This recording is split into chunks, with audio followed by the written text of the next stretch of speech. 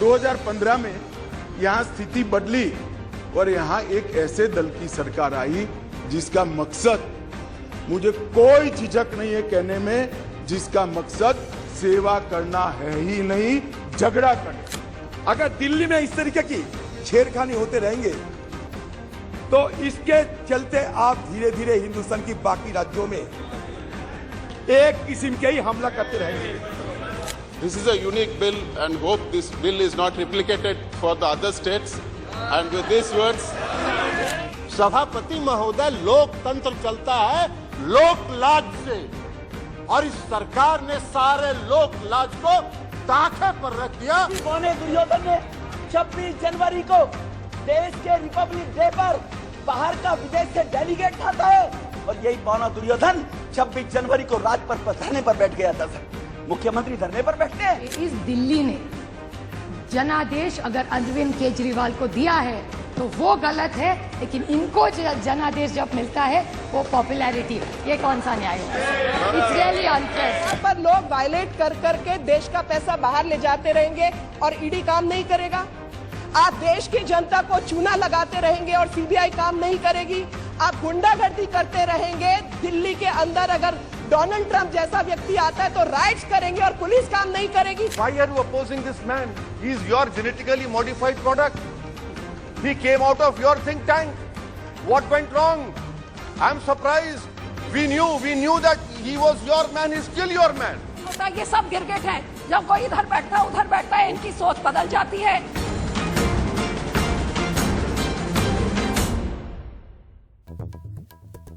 दिल्ली का दंगल गरमाया हुआ। सबसे बड़ा सवाल ये होता है, जब दिल्ली सेवा बिल लोकसभा से पास हो गया, राज्यसभा में भी सरकार के पास नंबर है, वहां भी पास हो जाएगा ऐसा लग रहा है। अब मुख्यमंत्री केजरीवाल क्या करेंगे, इस पर सबकी निगाहें हैं, क्योंकि मुख्यमंत्री के तौर पर उन्होंने बहुत से काम किए, लेकिन अब जबकि अथॉरिटी बन जाएगी और उसमें उनके पास सिर्फ एक वोट उनका होगा, 2 उनके साथ अधिकारी बैठ जाएंगे, तब अरविंद केजरीवाल का आगे का प्लान क्या होगा, इस पर सबकी निगाहें हैं। मैं भी इस पर विस्तार से आज कार्यक्रम करना चाहता था, लेकिन समय की कमी है।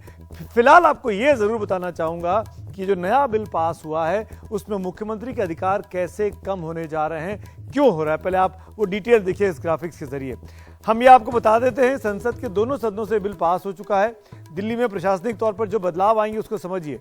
बिल में पहले क्या था, दिल्ली सरकार के अधिकार, राजधानी में कानून बनाना था मुख्यमंत्री के हाथ में, लोक सेवा के नियुक्तियों और तबादलों का अधिकार मुख्यमंत्री के पास था, लेकिन उपराज्यपाल के पास 3 क्षेत्रों में सरकारी कर्मचारियों पर अधिकार था, पुलिस, सार्वजनिक व्यवस्था और लैंड यानी जमीन का मामला, ये मामले एलजी तय करता था। ये मैं पुराने वक्त की बात कर रहा हूं, अब नया दौर आ रहा है, हम ट्रांजिशन के दौर में, बिल पास होने वाला है। अब जब बिल पास हो जाएगा तो क्या होगा, इन चीजों को बहुत ध्यान से देखिए। दिल्ली की जनता के लिए बहुत इंपॉर्टेंट चीज है। दिल्ली सरकार यानी मुख्यमंत्री के पास अब क्या अधिकार बचेंगे। विधानसभा सत्र बुलाने का अधिकार दिल्ली के मुख्यमंत्री से अब छिन गया है। दिल्ली के मुख्यमंत्री अब नहीं बुला पाएंगे। नियुक्तियों और तबादलों के अधिकार मुख्यमंत्री के हाथ से निकल गए हैं। कोई नियुक्ति, कोई ट्रांसफर पोस्टिंग अरविंद केजरीवाल नहीं कर पाएंगे। प्राधिकरण बोर्ड आयोग के सदस्यों की नियुक्तियों के अधिकार भी मुख्यमंत्री के हाथ से ले लिए गए हैं, यानी कौन सा बोर्ड बनेगा, किस बोर्ड का कौन चेयरमैन होगा, कौन सा कमीशन बनेगा, यह काम भी मुख्यमंत्री अपने हिसाब से नहीं कर सकता। उसको अथॉरिटी, जो कि 3 मेंबर अथॉरिटी है, उससे पूछना होगा।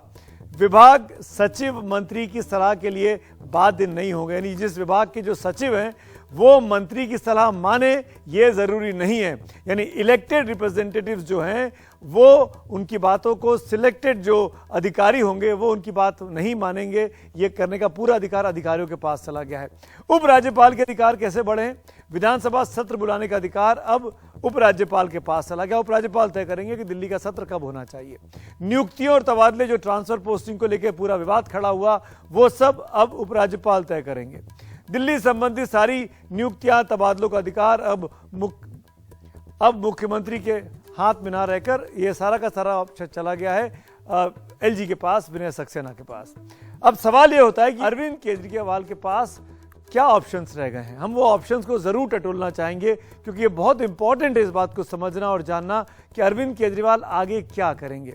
इस बिल के बन जाने के बाद, संसद से पास हो जाने के बाद, सबसे पहला विकल्प जो आम आदमी पार्टी के पास है, अरविंद केजरीवाल के पास है, वो ये कि वो कानूनी विकल्प के तौर पर अदालत का दरवाजा खटखटाएं और इस बिल को अवैध ठहराते हुए अपने पक्ष में राहत पाने की कोशिश करें। यह सबसे इंपॉर्टेंट है। और क्या विकल्प है अरविंद केजरीवाल के पास? एलजी को जो अधिकार दिए गए हैं उसको वो चुनौती दें कोर्ट में जाकर कानूनी तौर पर कि भाई एलजी कैसे सब तय कर सकता है जब दिल्ली में विधानसभा है, दिल्ली में एक चुनी हुई मुख्यमंत्री है। सत्ता के केंद्रीकरण संसदीय लोकतंत्र के खिलाफ है, यह कहते हुए अरविंद केजरीवाल एक कानूनी विकल्प के तौर पर अपने पक्ष में माहौल को बनाने की कोशिश कर सकते हैं। राजनीतिक विकल्प की बात करता हूं। अरविंद के हाथ में और क्या क्या है, केजरीवाल के हाथ में क्या क्या, आम आदमी पार्टी के हाथ में क्या क्या है। देश भर में घूम घूम कर माहौल बनाएंगे नरेंद्र मोदी की सरकार के खिलाफ, अमित शाह के खिलाफ कि उनकी चुनी हुई सरकार को गिरा दिया है और इसका विरोध करेंगे। अपने पक्ष में हमदर्दी हासिल करने की कोशिश करेंगे कि एक चुने हुए मुख्यमंत्री को उसके हाथ से सारे अधिकार छीन लिए, उनकी जो हैसियत है वो किसी मेयर की तरह रह गई है। अभी आम आदमी पार्टी की बात करूं तो दिल्ली के अलावा पंजाब में सरकार है, गुजरात में चुनाव लड़ चुके हैं, गोवा में चुनाव लड़े हैं, चंडीगढ़ में म्यूनिसिपैलिटी में चुनाव लड़े हैं, वहां पर उनके कुछ काउंसलर्स भी हैं।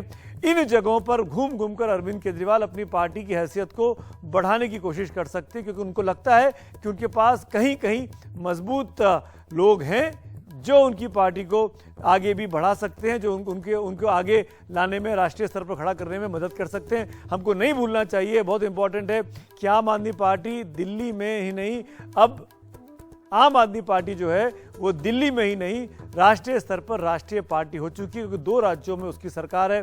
बीजेपी और कांग्रेस के अलावा एकमात्र आम आदमी पार्टी है जो 2 राज्यों में शासन कर रही थी, लेकिन अब दिल्ली का मुख्यमंत्री तो बहुत ही आप कह सकते हैं कि उसके हाथ में कोई अधिकार नहीं रह जाएंगे।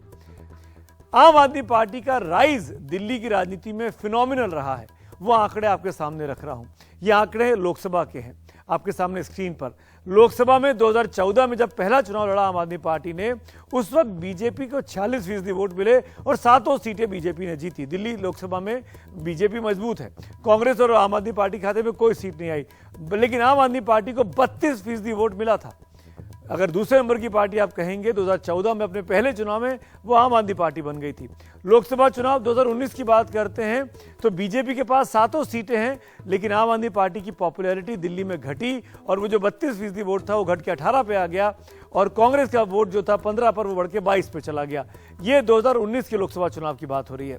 लेकिन अगर मैं विधानसभा की तस्वीर आपके सामने रखूं, जो कि जहां पर अरविंद केजरीवाल मुख्यमंत्री बने 2013 में पहली बार, बीजेपी 31 सीट जीती है, 33% वोट मिलते हैं। आम आदमी पार्टी 28 सीट जीती है, 29% वोट मिलते हैं। बीजेपी मजबूत पार्टी है दिल्ली की और आम आदमी पार्टी कांग्रेस के 8 विधायकों के साथ मिलकर अब मुख्यमंत्री अरविंद केजरीवाल को बनाते हैं। 2015 में बीजेपी के पास 3 सीटें आती हैं, आम आदमी पार्टी के पास 67 सीटें आती है। 70 में से 67 सीटें, 54% वोट था आम आदमी पार्टी का। आगे बढ़ते हैं, इसके बाद 2020 की बात करता हूं, अगले विधानसभा चुनावों की।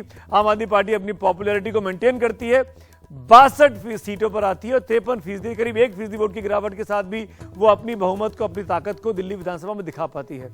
इसीलिए मैं कह रहा हूं आम आदमी पार्टी दिल्ली में जो बहुत तेजी से आगे बढ़ती जा रही थी, आम आदमी पार्टी के लिए अब चिंता की बात यह है कि वो दिल्ली में क्या करने वाली है।